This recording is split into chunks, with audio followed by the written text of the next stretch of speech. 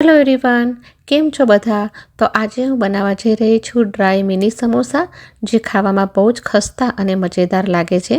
અને એની સૌથી ખાસ વાત એ છે કે એને લાંબા સમય સુધી સ્ટોર પણ કરી શકાય છે. તો તમે પણ હંમેશાવાળી નમકીન કે મઠરી ખાઈને બોર થઈ ગયા છો તો એકવાર આ રેસીપી જરૂર ટ્રાય કરજો, તમને બહુ જ પસંદ આવશે. ડ્રાય મિની સમોસા બનાવવા માટે સૌથી પહેલાં આપણે લોટ બાંધીને તૈયાર કરીશું. અહીંયા મેઝરિંગ કપને માપીને હું બધા જ માપ તમને બતાવીશ, એનાથી એકદમ પરફેક્ટ રેસીપી બનીને તૈયાર થશે. અહીંયા આ કપને માપીને 1/3 કપ તેલ લઈ રહી છું. તેલ જેટલું લીધું છે એટલું જ પાણી લેશું, એટલે કે 1/3 કપ. હવે તેલ અને પાણી બંનેને એકસાથે મિક્સ કરી લેશું. આવું કરવાથી બહુ જ ક્રીમી ટેક્સચર રેડી થશે અને એનાથી સમોસા ફ્રાય કરવાના ટાઈમ પર બબલ ક્રિએટ નહીં કરે. મિક્સ કર્યા પછી એમાં નાખશું 2 કપ મેંદો. તમે ચાહો તો ઘઉંના લોટનો પણ યુઝ કરી શકો છો. અને ફ્લેવરના માટે અડધી નાની ચમચી નાખશું અજમો. હાથેથી ક્રશ કરીને લેશું. સાથે જ એમાં નાખશું 1 નાની ચમચી મીઠું, અથવા તો સ્વાદના અનુસાર લઈ લો. બધી જ વસ્તુઓને સારી રીતે મિક્સ કરી લેશું. મિક્સ કરી લેવું બહુ જ જરૂરી છે, તો જ આપણને પાણી કેટલું નાખવાનું છે એનો ખ્યાલ આવશે. મેંદામાં સારું એવું મોઇશ્ચર પણ આવી ગયું છે, તો હવે જરૂર પડે એ પ્રમાણે પાણી એડ કરશું. બહુ વધારે પાણી નહીં જોઈએ. અને લોટ આપણે ટાઈટ બાંધીને તૈયાર કરવાનો છે. તો અહીંયા મેં લોટ બાંધીને તૈયાર કરી લીધો છે. તમે જોઈ શકો છો કે કેટલો ટાઈટ બાંધીને તૈયાર કર્યો છે. હવે એને કવર કરી અને 10થી 15 મિનિટ માટે રેસ્ટ કરવા માટે મૂકી દઈશું.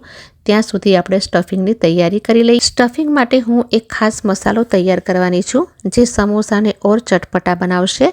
તો એના માટે પેનમાં લઈશું 1 ટેબલ સ્પૂન આખા ધાણા. સાથે જ લઈ લઈશું આખી વરિયાળી 1 ચમચી. અડધી ચમચી લેશું આખા કાળા મરી અને એને લો ફ્લેમ પર થોડીક સેકન્ડ માટે શેકી લેશું. તો અહીંયા 20 સેકન્ડ માટે ખડા મસાલાને મેં શેકી લીધા છે. હવે એની અંદર એડ કરશું અડધી ચમચી જીરું. જીરું શેકવાનો ટાઈમ ઓછો લે છે, એટલે મેં એને પાછળથી એડ કર્યું છે. અને 1 ચમચી સફેદ તલ પણ આમાં એડ કરી લેશું. ફરીથી એને 30 સેકન્ડ માટે રોસ્ટ કરી લેશું. તો લો, આ બધી જ વસ્તુઓને શેકાઈને રેડી કરી લીધી છે. ઠંડુ થઈ જાય એટલે એને ગ્રાઇન્ડિંગ જારમાં એડ કરી લેશું. સાથે જ એમાં એડ કરશું 1 બાઉલ આલુ ભુજિયા. આમ તો તમે કોઈ પણ નમકીન આમાં લઈ શકો છો, પણ આલુ ભુજિયાનો ટેસ્ટ સૌથી વધારે સારો આવે છે. સાથે જ એમાં નાખશું 1 ચમચી ખાંડ અને હવે એને પીસી લેશું. બધી જ વસ્તુઓને ગ્રાઇન્ડ કરી લીધી છે. તો જુઓ કેટલું સરસ સ્ટફિંગ તૈયાર થઈ ગયું છે. હવે આમાં થોડીક ચીઝોને પણ એડ કરશું. હજુ તો આ સ્ટફિંગ તમને ડ્રાય લાગી રહ્યું હશે, તો આટલી ડ્રાય સ્ટફિંગ પણ આપણે એડ નહીં કરીએ, થોડુંક મોઇશ્ચર પણ અંદર એડ કરશું. હવે એને એક પ્લેટમાં ટ્રાન્સફર કરી લઈએ. એમાં નાખશું 1 ચમચી લાલ મરચાંનો પાવડર, અડધી નાની ચમચી નાખશું ચાટ મસાલો અને સ્વાદના અનુસાર મીઠું એડ કરશું. સાથે જ એડ કરશું કિશમિશ. તમે ચાહો તો કાજુના નાના પીસીસ કરીને પણ એમાં એડ કરી શકો છો. હવે મોઇશ્ચર માટે અને ટેસ્ટને વધારવા માટે 1 થી 2 ટેબલ સ્પૂન આમલીની ચટણી નાખશું. આનાથી સ્ટફિંગનો ટેસ્ટ તો વધશે જ, પણ સાથે તમને મોઇશ્ચર પણ મળી જશે. તો આપણને સમોસા બનાવવામાં પણ તકલીફ નહીં આવે. આમલીની ચટણીની જગ્યાએ તમે ટમેટો કેચઅપને પણ લઈ શકો છો. તો આ આપણું મજેદાર અને ચટપટું સ્ટફિંગ બનીને તૈયાર છે. તો હવે લોટને પણ ચેક કરી લઈએ. અહીંયા લોટ પણ રેસ્ટ લઈ ચૂક્યો છે. એકવાર ફરી એને ગૂંથી લઈએ. એમાંથી એક નાનકડો ટુકડો લઈ અને લુવો બનાવી લઈએ. લોટ આપણે ટાઈટ જ ગૂંથેલો છે, તો વણતી વખતે આપણે ન તો મેંદો યુઝ કરવો પડશે કે ન તો તેલ. બહુ જ આરામથી તમે એને વણી શકશો. એને ગોળ નથી વણવાનું, આ રીતે લાંબુ ઓવેલ શેપમાં જ વણો, એનાથી સમોસાનો શેપ પરફેક્ટ આવશે. આમાંથી આપણે 2 સમોસા તૈયાર કરીશું. એક ભાગને ઉઠાવીને એની કોર્નર પર પાણી લગાવી દેશું અને આ રીતે એકબીજાની ઉપર ચોંટાડી દેશું. હવે આમાં સ્ટફિંગ એડ કરશું. મિની સમોસા છે તો આમાં બહુ વધારે સ્ટફિંગ નહીં જાય, તો હું અહીંયા 1 થી 1.5 ટેબલ સ્પૂન જેટલું સ્ટફિંગ નાખી રહી છું. અને હવે એની કિનારો પર પાણી લગાવશું અને જે પોર્શન તમને લાંબો દેખાઈ રહ્યો છે એમાં આ રીતે પ્લેટ બનાવી લઈએ અને બંને ભાગોને ચોંટાડી દઈએ. બંને બાજુઓથી એને સારી રીતે સીલ કરી લેશું.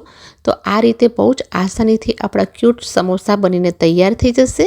અને તમે એને આ રીતે ઊભા જ ગોઠવો. બધા જ સમોસાને મેં આ રીતે તૈયાર કરી લીધા છે. જો તમે સમોસા ન બનાવવા માંગતા હો તો કચોરીનો શેપ આપીને પણ કચોરી બનાવી શકો છો. હવે એને ફ્રાય કરી લઈએ. તેલ પણ ગરમ કરવા માટે રાખી દીધું હતું. લોટનો એક પીસ નાખીને ચેક કરી લઈએ. તેલ બિલકુલ પણ વધારે ગરમ ન હોવું જોઈએ. હલકા ગરમ તેલમાં જ એને આપણે ફ્રાય કરવાના છે. તો બસ હવે સમોસાને નાખી દેશું અને જેવા સમોસા તમે તેલમાં મૂકો થોડા ટાઈમ માટે એને બિલકુલ ના ચલાવો.